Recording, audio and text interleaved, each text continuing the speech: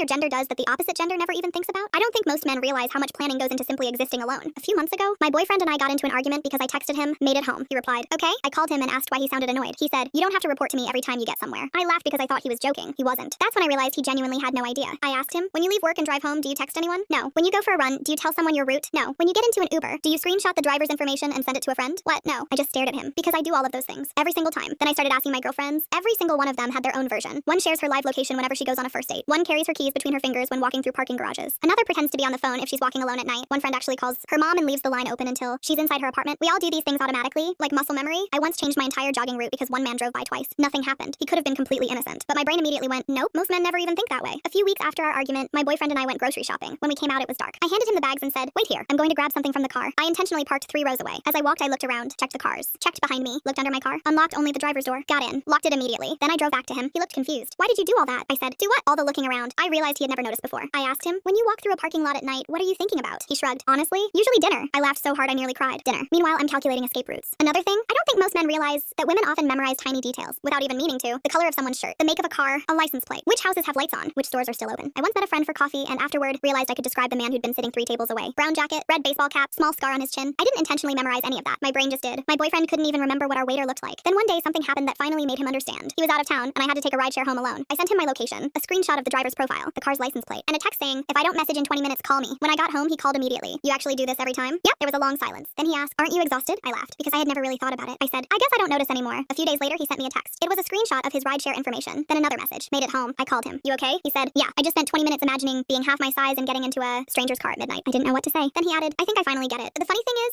women don't usually talk about these habits because they're not dramatic. They're just normal to us. And that's the weird part, because the thing the opposite gender rarely thinks about isn't some huge mystery. It's that for a lot of women, safety isn't an occasional concern. It's a background app that's always running.